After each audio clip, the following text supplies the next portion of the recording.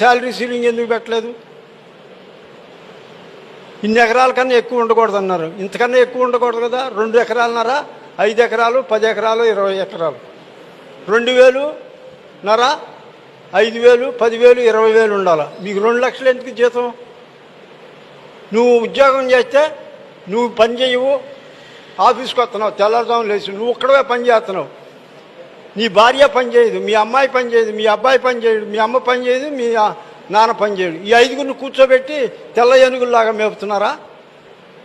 ఇది ఎక్కడ న్యాయం? వాళ్ళకి జబ్బులు వస్తున్నాయి, మీకు డబ్బులు వస్తున్నాయి, వాళ్ళకి జబ్బులు వస్తున్నాయి. మళ్ళీ వెళ్ళి డాక్టర్ దగ్గరే కూర్చున్నాయి.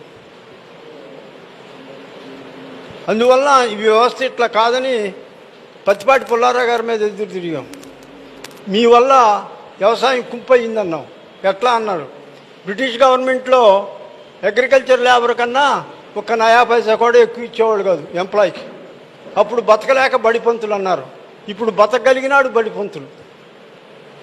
కదిలితే సమ్మె, మెదిలితే సమ్మె. ఎంత ఇస్తే సరిపోద్ది? 2007లో జింబాబ్వే అనే దేశంలో ద్రవ్యోల్బణం వచ్చింది, 22 లక్షల%. ఈ కండవా ఖరీదు రూపాయి, అక్కడ 22 లక్షలు కొన్నారు. ఎంప్లాయీస్ అందరూ మాకు జాబ్స్ కావాలన్నారు. 2 వరకు ఇచ్చాడు. జీతాలు పెంచమన్నారు. ఎంత కావాలన్నారు. ఎంత లేదండి, ఒక 50,000 కోట్లు ఇవ్వమన్నారు. అందరికి కాదండి, సంవత్సరానికి కాదు, నెలకి.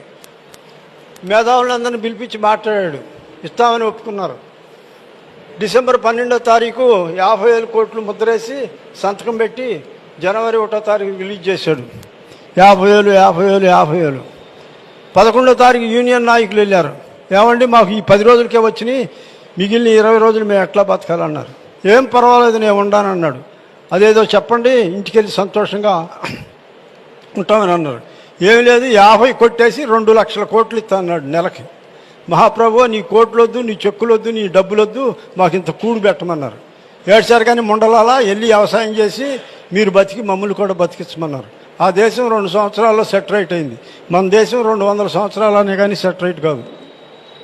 అలాంటి పరిస్థితి తెచ్చుకున్నాం మనం. ఎంతసేపు ఎంతైతే సరిపోద్ది?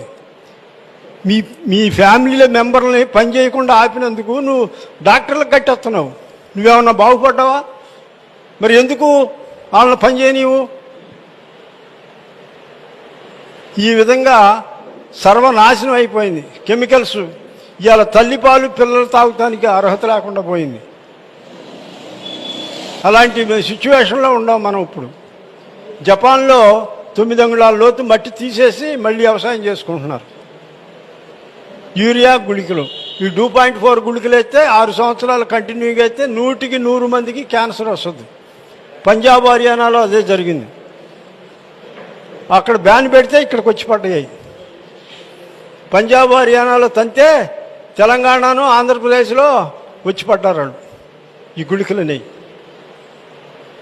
ఈ విధంగా మనం రక్షించుకోకపోతే, మన పక్కాళ్ళని రక్షించకపోతే మనం ఎందుకు పనికిరాం?